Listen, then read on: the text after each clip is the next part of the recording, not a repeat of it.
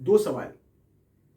इसमें से पहला सवाल यह है कि ऐसा क्या है कि लोग कहते हैं humans are not wired to make money, मतलब इंसान पैसे बनाने के लिए नहीं बने हैं।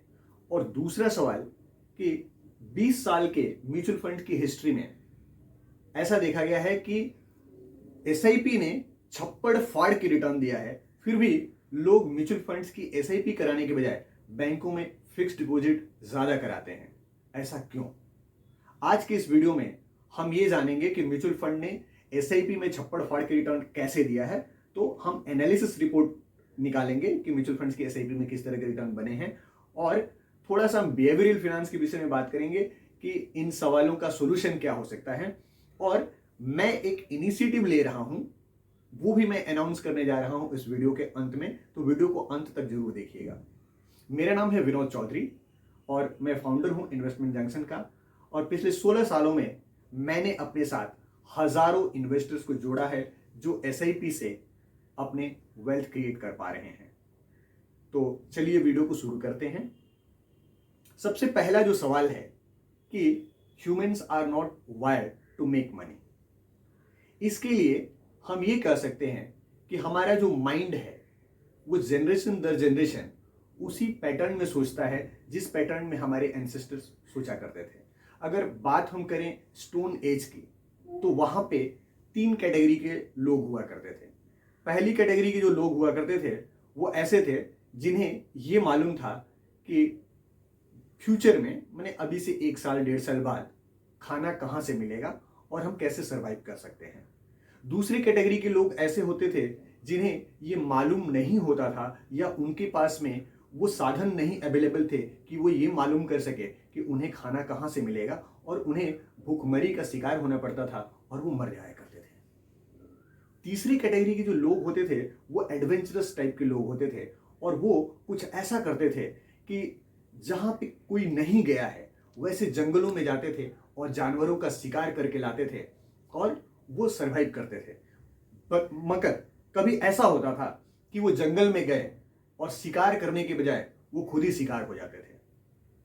तो ये जो हमारा हिस्टोरिकल जीने का पैटर्न है, ये पीढ़ी दर पीढ़ी हमारे माइंड में, हमारे सबकॉन्शियस माइंड में चला आया है, और हम जब भी कुछ एक्शन लेते हैं या जहां तक इन्वेस्टमेंट की बात है, हम इसी पैटर्न में सोचते हैं। और इसीलिए ये कहा जाता है कि humans are not wired to make money.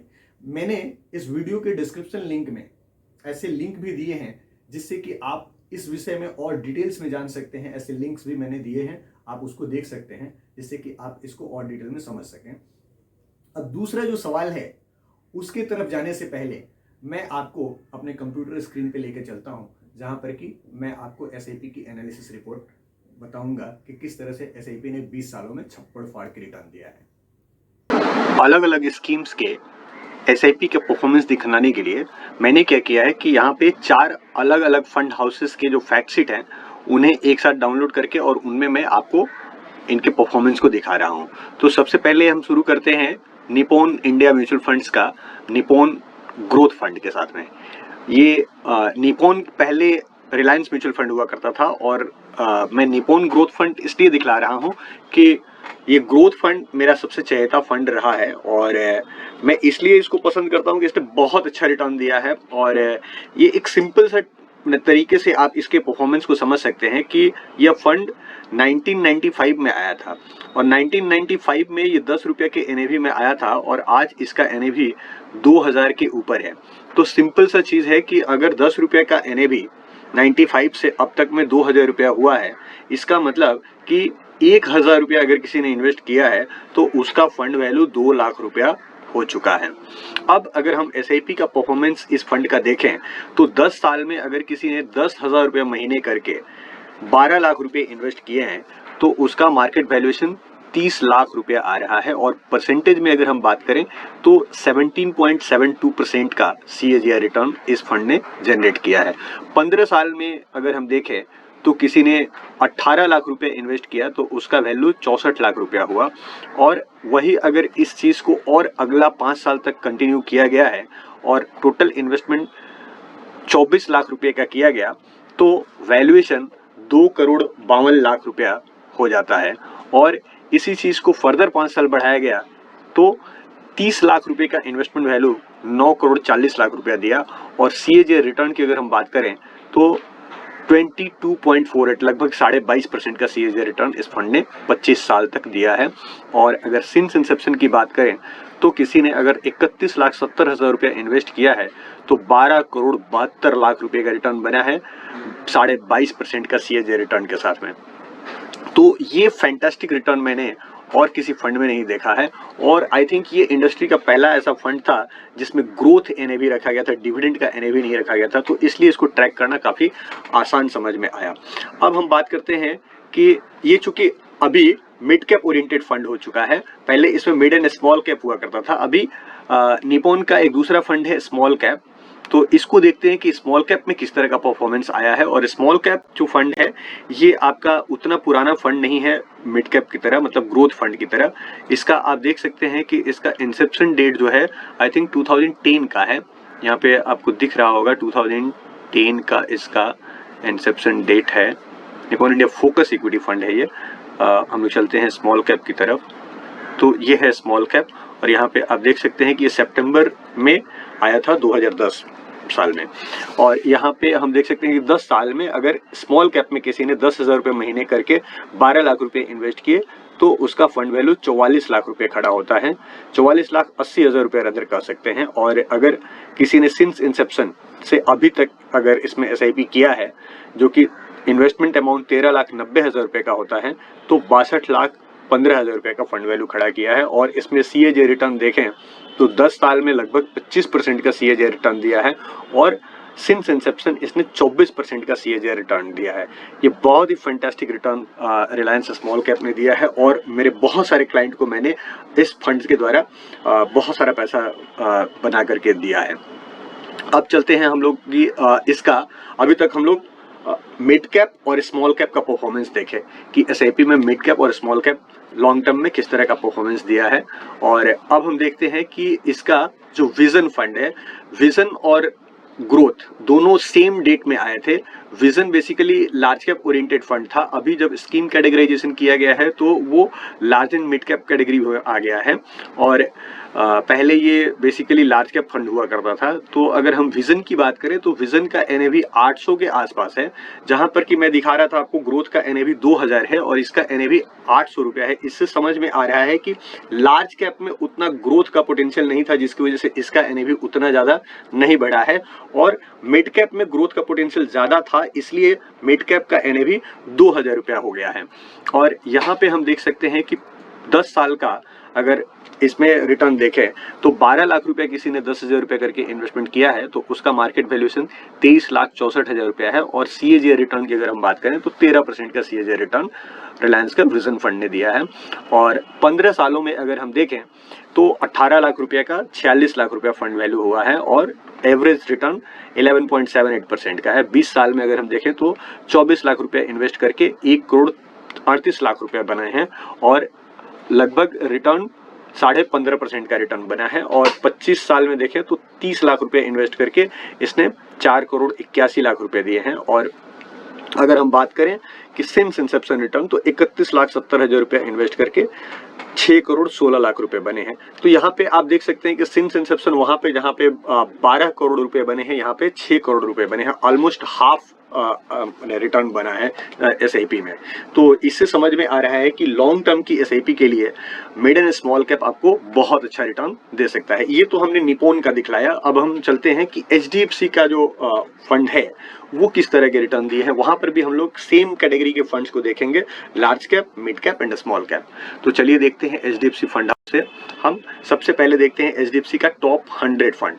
Top 100 basically पहले टॉप 200 फंड हुआ करता था और बाद में इसका स्कीम कैटेगराइजेशन जब हुआ तो इसका नाम चेंज होकर के हो गया टॉप 100। और टॉप 100 बेसिकली जो इंडेक्स है उसका जो टॉप 100 कंपनीज होती हैं उसको लेकर के बनाया जाता है और इसमें सिर्फ ब्लू चिप कंपनीज को ही शामिल किया जाता है। तो कई एक एएमसी जैसे कि कोटक में यही फंड ब्लू चिप के नाम से है, जहां पर कि इसी तरह की लार्ज कैप की कंपनीज को रखा जाता है। यहाँ पर अगर हम इसके परफॉर्मेंस की बात करें तो 10 साल में अगर किसी ने 10,000 रुपये करके 12 लाख रुपए इन्वेस्ट किए हैं तो उसका मार्केट वैल्यू 24 लाख रुपया हुआ है। और CAGR रिटर्न की बात करें तो इस फंड ने 13.33% का CAGR रिटर्न दिया है। 15 साल की अगर हम बात करें तो 18 लाख रुपए किसी ने इन्वेस्ट किया है तो 51 लाख रुपए बने हैं। वो यहाँ पर भी 15 साल में 13% का ही रिटर्न बना है। और सिंस इंसेप्शन अगर हम बात करें तो 30,60,000 रुपए किसी ने इन्वेस्ट किया है तो यहाँ पर आप देख सकते हैं कि 5,46,00,000 रुपए का फंड वैल्यू खड़ा हुआ है। तो ये हम देख सकते हैं कि इस तरह से SIP का जो एवरेज रिटर्न है सिंस इंसेप्शन इस फंड का, तो ये 18.65% का रिटर्न बना है। और अगर हम इसकी इंसेप्शन डेट की बात करें तो ये अक्टूबर 96 में आया था। तो यहाँ पर भी हम देख रहे हैं कि लार्ज कैप फंड ने कुछ ज़्यादा रिटर्न नहीं दिया है। अब आइए देखते हैं कि इस HDFC का जो मिड कैप फंड है, जिसका नाम है मिड कैप अपॉर्चुनिटीज फंड, उसने किस तरह का रिटर्न दिया है। यहाँ पे आप देख सकते हैं कि मिड कैप का विंटेज ज़्यादा नहीं है। ये फंड आई थिंक 2007 में ही आया था, तो ये 20 साल पुराना फंड तो नहीं है। तो इसका सिंस इंसेप्शन रिटर्न अगर हम देखें तो इसने भी 18.27% का रिटर्न दिया है। और अगर 17,80,000 रुपये किसी ने इन्वेस्ट किया है तो ये 79,60,000 का फंड वैल्यू क्रिएट किया है। और अगर हम 10 साल के परफॉर्मेंस की बात करें तो 12 लाख रुपए का 30 लाख रुपए फंड वैल्यू इसने क्रिएट किया है और एवरेज रिटर्न लगभग 18% का इसने दिया है। तो ये मिड कैप को भी हमने देख लिया। अब चलते हैं HDFC का जो स्मॉल कैप ओरिएंटेड फंड है, उसका नाम है HDFC स्मॉल कैप फंड। इसमें आप देख सकते हैं कि 10 साल में अगर किसी ने 12 लाख रुपए इन्वेस्ट किए हैं 10,000 रुपये महीने से तो 31,37,000 रुपये का फंड वैल्यू खड़ा हुआ है और 18.28% का CAGR रिटर्न स्मॉल कैप में दिया है। और वही अगर हम सिंस इंसेप्शन की बात करें तो 16,80,000 रुपये का इन्वेस्टमेंट का वैल्यू 62,82,000 रुपया 17.24% के हिसाब से इसमें रिटर्न बना है। तो यहाँ पर भी हम देख रहे हैं कि HDFC का भी स्मॉल कैप उसके मिड कैप से और लार्ज कैप से अच्छा परफॉर्म किया है। अब हम लोग चलते हैं ICICI के इस सिमिलर कैटेगरी के जो फंड्स हैं उसमें किस तरह का परफॉर्मेंस आया है उसको एक बार देख लेते हैं। ICICI का जो ब्लू चिप फंड है वो ज़्यादा पुराना नहीं है। तो यहाँ पे हम लोग देखते हैं ICICI प्रूडेंशियल का जो फोकस्ड फंड है, मतलब जो मेनली इसके जो फ्लैगशिप टाइप के फंड है, जैसे इसका जो वैल्यू डिस्कवरी फंड है। बेसिकली वैल्यू डिस्कवरी एक अपॉर्चुनिटी टाइप का फंड है और वहाँ पे आपको सब समय जब वैल्यूएशन चीप मिलता है तभी उसमें इन्वेस्टमेंट किया जा सकता है। ये लार्ज कैप, मिड कैप और स्मॉल कैप भी हो सकता है, तो इसमें कोई कैटेगराइजेशन नहीं होता है। ये मल्टी कैप आप कह सकते हैं कि मल्टी कैप स्ट्रेटजी पे इस फंड को मैनेज किया जाता है। यहाँ पे हम स्मॉल कैप का परफॉर्मेंस देखते हैं कि 3 साल में इसमें अगर किसी ने 3,60,000 रुपया इन्वेस्ट किया है तो उसका मार्केट वैल्यूएशन मैंने 6,14,000 रुपया, अगर यहाँ पे 1,000 रुपये का अगर देखा जाए तो उस हिसाब से इसमें परफॉर्मेंस दिखलाया गया है। और अगर आप लैक्स में बात करें तो 4,80,000 रुपया अगर इन्वेस्टमेंट किया गया है सिंस इंसेप्शन तो 8,62,000 रुपया होता है। और CAGR रिटर्न की बात करें तो इसने 13.37% का सिंस इंसेप्शन SIP में रिटर्न दिया है और 3 साल की अगर हम बात करें तो 38.21% का रिटर्न दिया है। तो SIP में स्मॉल कैप ने काफ़ी अच्छा रिटर्न दिया है। और इसका जो सबसे बेहतरीन फंड है जो मैंने एवरग्रीन कह सकते हैं वो है वैल्यू डिस्कवरी फंड ICICI की तरफ से। तो वैल्यू डिस्कवरी का भी हम आपको रिटर्न दिखला दे रहे हैं यहाँ पे। और 1 मिनट, वैल्यू डिस्कवरी जैसा कि मैं बता रहा था कि value discovery multi cap strategy पे प्ले किया जाता है और वैल्यूएशन के हिसाब से उसमें रिटर्न्स को स्टॉक्स को सेलेक्ट किया जाता है। वैल्यू डिस्कवरी में 10 साल का परफॉर्मेंस आप देख सकते हैं कि 12 लाख रुपए किसी ने इन्वेस्ट किया है तो 29 लाख रुपया हुआ है और 17% का CAGR रिटर्न दिया है। सिंस इंसेप्शन अगर किसी ने 21,30,000 रुपया इन्वेस्टमेंट किया है तो 1,25,00,000 रुपये बने हैं और यहाँ पर भी आपको रिटर्न लगभग 18% का बना है। और इसका लार्ज कैप ओरिएंटेड जो फंड है ब्लू चिप, उसका परफॉर्मेंस यहाँ पर नहीं दिखलाया यहाँ पे परफॉर्मेंस कलर शीट में आपको दिखला दे रहा हूँ कि आईसीआईसीआई प्रूडेंशियल का ब्लू चिप फंड जो है वो 3 साल का एवरेज रिटर्न यहाँ पे आप देख सकते हैं 21.32% का रिटर्न दिया है। तो मोटा मोटी ये समझ में आ रहा है कि large cap on longer horizon आपको एक डिसेंट कंसिस्टेंट रिटर्न देता है, जबकि स्मॉल कैप और मिड कैप अगर आप इन्वेस्टेड रहते हैं लॉन्ग टर्म तक तो हमेशा ही लार्ज कैप से और मिड कैप से ज़्यादा रिटर्न आपको स्मॉल कैप में बनते दिखते हैं। और अब हम लोग थोड़ा सा देखते हैं कि कोटक का अगर सिमिलर कैटेगरी के फंड्स को देख लें तो उसमें किस तरह के रिटर्न बने हैं। आइए देखते हैं सबसे पहले कोटक का ब्लू चिप फंड कि कोटक का ब्लू चिप यानी कि लार्ज कैप फंड, जैसा एचडीएफसी में टॉप 100 है वैसे कोटक में ब्लू चिप फंड है। यहाँ पे 10 साल में अगर किसी ने 12 लाख रुपए इन्वेस्ट किए हैं तो सिर्फ 25,44,000 रुपये हुए हैं, और CAGR रिटर्न की बात करें तो 14.38% का रिटर्न बना है। और सिंस इंसेप्शन अगर हम इसका रिटर्न देखें तो 30 लाख रुपए इन्वेस्ट करके 1,19,00,000 रुपये बने हैं, और अगर हम CAGR रिटर्न की बात करें तो 15.17% का रिटर्न इसने दिया है। तो ये है इसका लार्ज कैप कैटेगरी का फंड। और अगर हम इसी फंड हाउस का अगर मिड कैप और स्मॉल कैप को देखें तो हम देख सकते हैं ये कॉन्ट्रा फंड है, और इसके बाद से ये पायनियर फंड है। आई थिंक स्मॉल कैप और मिड कैप पर में होगा। तो हम देख सकते हैं कि ये है फोकस्ड फंड, और ये ब्लू चिप, और ये है हमारा small cap. Small cap Kotak का one of the best performing fund है, और यहाँ पर हम देख सकते हैं कि 12 लाख रुपए किसी ने इन्वेस्ट किया है तो इसने 10 साल में 38,76,000 रुपये बनाए हैं। और एवरेज रिटर्न की बात करें CAGR की तो ये 22% से ज़्यादा का CAGR रिटर्न दिया है।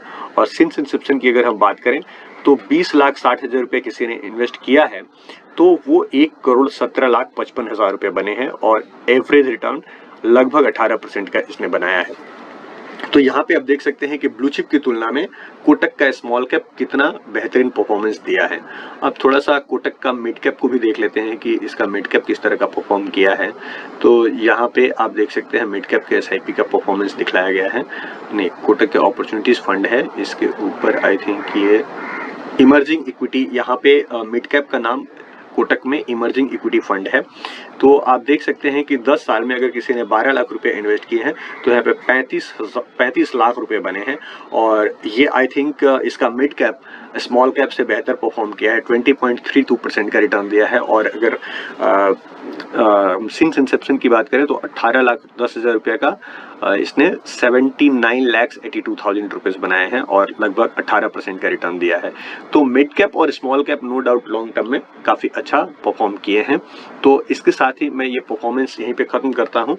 आगे आप वीडियो को कंटिन्यू रखिएगा।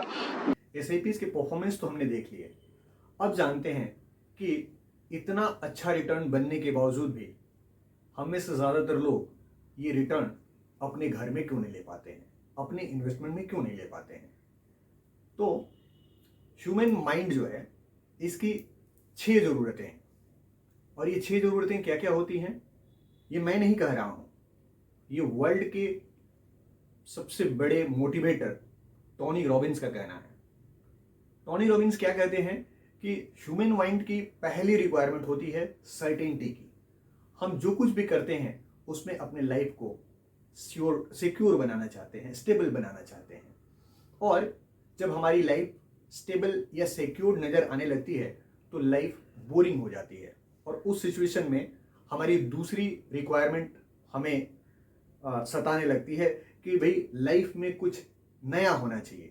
और जब नया की बात हम करते हैं तो हमारी दूसरी नीड होती है अनसर्टेनिटी की। ठीक है, और जैसे ही अनसर्टेनिटी में हम इंटर करते हैं तो हमें लगता है कि भाई अनसर्टेनिटी भी है, लाइफ में सर्टेनिटी भी है, तो और क्या होना चाहिए, तो हमारी इज्जत होनी चाहिए, हमारे समाज में कोई इंपॉर्टेंस होना चाहिए। तो हम इंपॉर्टेंस के पीछे भागते हैं, और इसके बाद हमें लगता है कि भाई इंपॉर्टेंस भी है, अनसर्टेनिटी भी है, लाइफ में सिक्योरिटी भी है, अब क्या चाहिए। तो तब हम ढूंढते हैं कि हमारे घर में, हमारे परिवार में हमारा रिलेशनशिप अच्छा होना चाहिए, दोस्तों के साथ में रिलेशनशिप अच्छा होना चाहिए। तो लव कनेक्शन की रिक्वायरमेंट हमारी माइंड की होती है। अब जब लव कनेक्शन की रिक्वायरमेंट फुलफिल हो जाती है, जो कि हमारी माइंड की चौथी रिक्वायरमेंट है, पांचवी रिक्वायरमेंट हमें और परेशान करती है वो ये है कि लाइफ जैसा है वैसा नहीं होना चाहिए, इसमें थोड़ा सा ग्रोथ होना चाहिए, जिस लेवल पे हैं उससे ऊपर उठना चाहिए। और जब हम ग्रो कर जाते हैं तब हमारे माइंड में और रिक्वायरमेंट एरप्ट होती है, और वो ये होता है कि जो ग्रोथ है, अनसर्टेनिटी है, लाइफ में लव कनेक्शन है, सब कुछ है, तो थोड़ा सेलिब्रेशन होना चाहिए, या फिर हम कंट्रीब्यूट कर सके समाज में, ऐसा कुछ करें। तो अगर हम एसआईपी की बात करें तो एसआईपी में ये सारी चीजें कई बार मिलती हैं, कई बार नहीं मिलती है, और हमारी जरूरतें भी हमारे उम्र के हिसाब से, हमारी जो सिचुएशन है उसके हिसाब से शिफ्ट होती रहती है। और उस शिफ्टिंग के दौरान एसआईपी लॉन्ग टर्म तक हमारे साथ बना रहे और एक ही तरह का स्मूथ हमारा रिटर्न बने, ऐसा नहीं होता है। और इसी वजह से दो बातें और निकल करके आती है, और वो है कि डिलेड ग्रेटिफिकेशन। हमको जो भी चाहिए होता है वो इंस्टेंट चाहिए होता है। हमको इज्जत आज चाहिए, क्योंकि हमको आज इज्जत महसूस हो रहा है कि हमें इज्जत की जरूरत है। लव कनेक्शन की हमें आज जरूरत महसूस हो रही है। ग्रोथ की जरूरत हमें आज महसूस हो रही है। और अगर एसआईपी हमें बताता है कि नहीं, ये आपको आने वाला 20 साल में मिलेगा, तो हमको डिलेड ग्रेटिफिकेशन नहीं चाहिए होता है। हम जब गाड़ी खरीदते हैं तो क्या होता है, हम गाड़ी खरीद करके लाते हैं तो हमको तुरंत इंपॉर्टेंस मिलता है समाज में। लोग देखते हैं कि यार ये बंदा सक्सेस कर रहा है तभी तो गाड़ी खरीद रहा है। हम जब मकान खरीदते हैं, घर खरीदते हैं, तो हमें समाज में जो है वो इज्जत महसूस होता है। ये सारा इंस्टेंट ग्रेटिफिकेशन हमें देता है। लेकिन जब हम एसआईपी में इन्वेस्टमेंट करते हैं तो ऐसा नहीं होता है। एसआईपी में जब हम इन्वेस्ट करते हैं तो 20 साल के बाद जब मेरा वेल्थ एक्यूमुलेट होगा तो मैं घर खरीदूंगा। इतना धैर्य किसके पास है? तो हम बेसब्री से चीजों को करना चाहते हैं, लेकिन होता यह है कि जब हम पेड़ को पानी देंगे और उससे ये उम्मीद करेंगे कि आज मैंने इसे पानी दिया है, आज ही इसे बड़ा होकर के फल देना है, तो नहीं होता है। कारज धीरे होत है, काहे होत अधीर, समय पाए तरवर फले, के तक सींचो नहीं। तो जब समय आएगा तभी पौधे से फल निकलेगा। और इसी तर्ज पर, इसी सोच को आगे बढ़ाने के लिए मैं अपना एक इनिशिएटिव लेकर के आया हूं। और वो इनिशिएटिव ये है कि अगर हम अपने सबकॉन्शियस माइंड में ये मैसेज दें कि जिस प्रकार से एक पौधे को आज हम लगाते हैं और वो 5 साल बाद फल देता है, उसी तरह से एसआईपी का इन्वेस्टमेंट भी हमें लॉन्ग टर्म में रिटर्न देगा। मैं इसीलिए अपने इन्वेस्टर्स के लिए, जो कोई भी हमारे साथ एसआईपी करेंगे, 5 जून का मैंने एक डेट रखा है। ये वर्ल्ड इन्वायरमेंट डे है, पर्यावरण दिवस। इस दिन मैं अपने इन्वेस्टर्स के लिए प्लांटेशन करने जा रहा हूं, आम के पेड़ लगाने जा रहा हूं। और आप जानते हैं कि आम के पेड़ पे 5 साल बाद फल लगते हैं। यानी कि आप अगर एसआईपी करते हैं 5 साल तक कंटिन्यूअसली, बिना कुछ सोचे, बिना कुछ देखे, तो 5 साल के बाद आपकी एसआईपी भी रिटर्न देगी, और 5 साल के बाद आपके नाम से जो मैं आम का पेड़ लगा रहा हूं उसमें भी फल लगेंगे। तो अगर आप हमारे साथ इस मिशन में जुड़ना चाहते हैं, इस मिशन का नाम मैंने दिया है सैपलिंग्स फॉर शिप, तो नीचे दिए गए नंबर पे कांटेक्ट कीजिए, हमारे ऑफिस में कांटेक्ट कीजिए। हम आपके साथ हैं और आपके वेल्थ क्रिएशन के हम पार्टनर बनना चाहते हैं। Thanks for watching this video. अगर ये वीडियो अच्छा लगा तो दोस्तों के साथ में शेयर कीजिए, मेरे चैनल को सब्सक्राइब करना मत भूलिएगा। Thank you.